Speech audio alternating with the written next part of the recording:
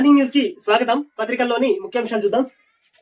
ఇంట బయట హింస, దేశంలో మహిళలు బాలికలపై పెరుగుతున్న అఘాయిత్యాలు, వెలుగు చూస్తున్నవి కొన్నే, బయటకు రానివే అత్యధికం, మహిళల సాధికారతకు తీవ్ర విఘాతం, 23 లక్షల కేసుల విచారణ, శిక్ష పడినవి 38,000. కేంద్ర గణాంకాలు కార్యక్రమాల అమలు మంత్రిత్వ శాఖ నివేదిక వెల్లడి అంటూ వార్త చేసింది.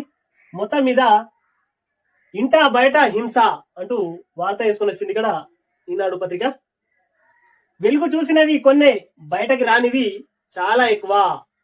వెలుగు చూసినవి కేవలం కొన్ని మాత్రమే, బయటకు రానివి ఇంకెన్నో కేసులున్నాయి అంటూ మహిళల సాధికారతకు తీవ్ర విఘాతం,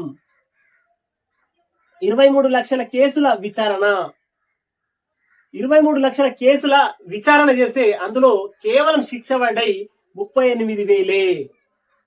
లక్షల్లో కేసులుంటే శిక్ష పడినవి కేవలం 38,000 మాత్రమే అంటూ వార్త వేసుకొని వచ్చింది ఇక్కడ. 1.6% కేసుల్లోనే శిక్ష.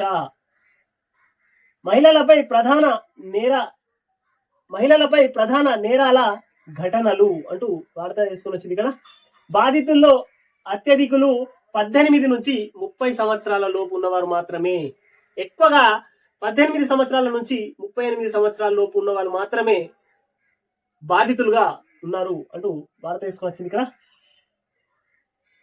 మిట్ట మధ్యాహ్నం ముంచెత్తింది. నిజామాబాద్, హైదరాబాద్, సిద్దిపేట జిల్లాల్లో భారీ వర్షం, నిలిచిపోయిన రాకపోకలు, కొట్టుకుపోయిన వాహనాలు, పిడుగుపాటుతో వేర్వేరు చోట్ల 6 మృతి అంటూ వార్త వేసుకొని వచ్చింది. మొత్తం మీద నిన్న నిజామాబాద్ లో బస్సు మొత్తం మీద పుల్ కింద, అంటే బ్రిడ్జ్ కింద ఇరుక్కపోయింది. 5 నుంచి 6 అడుగుల నీటిలో మునిగిపోయింది పూర్తిగా. అక్కడ ఉన్నటువంటి స్థానికులు గాని, ఆ తర్వాత సిబ్బంది గాని వాళ్ళను రక్షించే ప్రయత్నం చేశారు. నిన్న రక్షించారు. నేడు రేపు పసుపు రంగు హెచ్చరిక అంటూ 2వ పేజీలో వార్త ఇది. అంతర్జాతీయ ప్రమాణాలతో క్రీడా వర్సిటీ, అన్ని క్రీడల విభాగాలు, శిక్షణ సంస్థలు దాని పరిధిలోకే.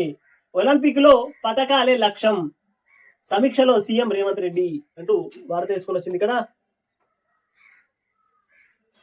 రాజ్యసభ ఎన్నికకు సింఘ్వి నామినేషన్, పాల్గొన్న సీఎం రేవంత్, భట్టి విక్రమార్క మంత్రులు అంటూ 2వ పేజీలో వార్త. ఇక్కడ ఫోటో చూస్తున్నాం మనం. నిన్న సింఘ్వి నామినేషన్ ని దాఖలు చేసిర్రు. మొత్తం మీద రేవంత్ రెడ్డి గారు, ఆయనతో పాటు మంత్రులు భట్టి విక్రమార్క వీళ్ళందరూ పాల్గొన్నారు అంటూ. అన్న చల్లగా చూడు, సీఎం డిప్యూటీ సీఎంలకు రాఖీ పండగ శుభాకాంక్షల వెలువ అంటూ 3వ పేజీలో వార్త. డిఎస్సిలో 18 ప్రశ్నలు పునరావృతం అంటూ వార్త వేసుకొని వచ్చింది ఇక్కడ. జూలై 19, 23 తేదీల్లో ఎస్జిటి సాంఘిక శాస్త్రం ప్రశ్నలన్నీ ఒకటే, అభ్యర్థులకు నష్టం ఉండదంటున్న విద్యాశాఖ అంటూ వార్త వేసి. డిఎస్సిలో 18 ప్రశ్నలు పునరావృతం అంటూ వార్త వేసుకొని వచ్చింది. మేడిగడ్డ కుంగుబాటులో 21 మంది ఇంజనీర్ల పాత్ర, విచారణ కమిషన్ కు విజిలెన్స్ మధ్యంతర నివేదిక. అన్నారం సుందిళ్ల పైన రిపోర్ట్ కు జస్టిస్ ఘోష్ కు ఆదేశం, బుధవారం నుంచి ఇంజనీర్ల క్రాస్ ఎగ్జామినేషన్ అంటూ వార్త వేసుకుని వచ్చింది ఇక్కడ. తొలుత విశ్రాంతత ఈఎన్సీలతో అంటూ వార్త. రాష్ట్ర వ్యాప్తంగా 30 సంస్కృత గురుకులాలు, ఒక్కో కాంప్లెక్స్ లో 4 పాఠశాలలు. ఈ ఏడాది నుంచి 800 మంది బీసీ విద్యార్థులకు విదేశీ విద్య, సమీక్ష సమావేశంలో భట్టి విక్రమార్క అంటూ వార్త తీసుకుని వచ్చింది. 2వ పేజీలో వార్త ఇది. రాష్ట్ర వ్యాప్తంగా 30 సమీకృత గురుకులాలు అంటూ వార్త వేసింది ఇక్కడ.